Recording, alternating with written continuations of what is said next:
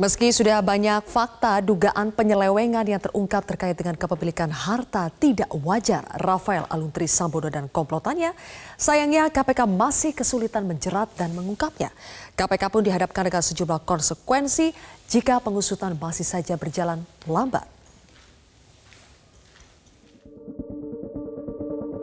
Dua kali sudah Kepala Kantor Pajak Madya Jakarta Timur Wahono Saputro diperiksa penyidik KPK untuk diklarifikasi terkait harta kekayaan.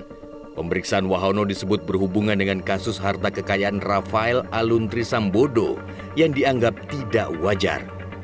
Lalu mengapa KPK kesulitan menjerat Rafael Aluntri Sambodo, padahal sudah banyak fakta dugaan penyelewengan yang terungkap?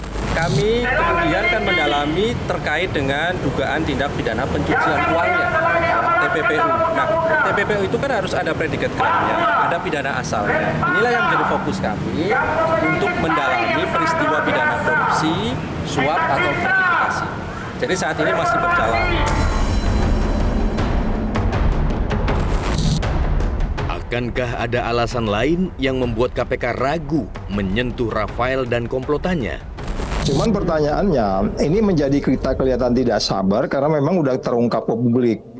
Itulah salah satu sebab kenapa penyelidikan itu kalau dilakukan dari awal, termasuk meneliti orang-orang yang memiliki LHKPN yang dicurigai ini atau katakanlah laporan LHA-nya PPATK dijalankan, akan lebih baik. Kalau sekarang ini kan udah muncul ke publik. Sebenarnya kasus-kasus besar itu ada yang setahun, setahun lebih, lama memang. Tapi karena ini udah muncul di publik, seharusnya jadi prioritas. Apalagi common sense kita itu udah nggak sulit-sulit amat ini. Ataukah ada pemain besar di belakang Rafael sehingga pengusutan oleh KPK berjalan lambat? Ya, mau apa lagi? Alat bukti sudah ada. Hasil LHA PPATK itu kurang apanya? Kalau itu dulu bocor ke saya tahun 2015 itu sudah saya goreng itu. Dan saya saya laporkan ke Kejaksaan Agung, polisi, KPK, begitu 3 bulan nggak ditindaklanjuti, saya gugat pra peradilan biar ketahuan publik, oh urusannya ini gitu. Kalau saya bocor ke saya, sayangnya nggak bocor ke saya. Periode yang sekarang itu mulai semakin lemot, semakin mulai malas, dan ada beberapa kemudian yang mohon maaf terpaksa saya buka, mulai ada agenda-agenda politik yang itu bahasa saya itu mengutuk gitu kan.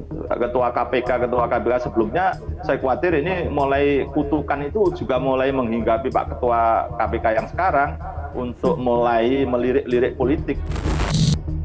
Lalu apa konsekuensinya jika pengusutan harta tak wajar oknum pejabat masih saja berjalan lambat? Kalau untuk lolos sangat sulit ya, karena jejak elektronik daripada transaksi keuangan itu sudah terekam di perbankan.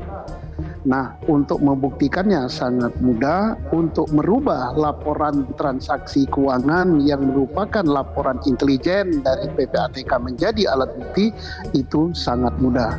Tetapi yang sulit untuk diamankan adalah uangnya atau harta kekayaan itu. Kalau rumah kan bisa dijual, mobil yang atas nama orang lain bisa dijual atau bisa dioper nama. Kemudian uang di dalam safe deposit box, kalau betul ada itu uangnya, kan bisa diambil karena belum diapa-apakan ya, belum disita, belum diblokir misalnya, ataupun kalau sudah diblokir, ditunda transaksi, itu kan terbatas.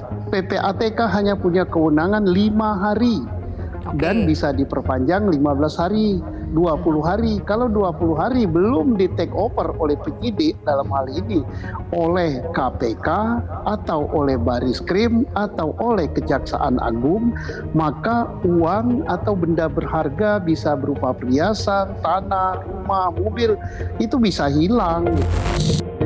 Sementara itu, nilai transaksi janggal yang sempat disebut Menko Polhukam Mahfud MD sebesar 300 triliun rupiah bukan angka korupsi di lingkungan Kementerian Keuangan.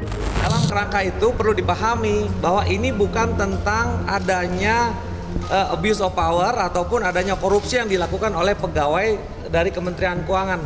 Tapi ini lebih kepada tusi Kementerian Keuangan yang menangani kasus-kasus tindak pidana asal Yang menjadi kewajiban kami pada saat kami melakukan hasil analisis, kami sampaikan kepada Kementerian Keuangan untuk ditindaklanjuti.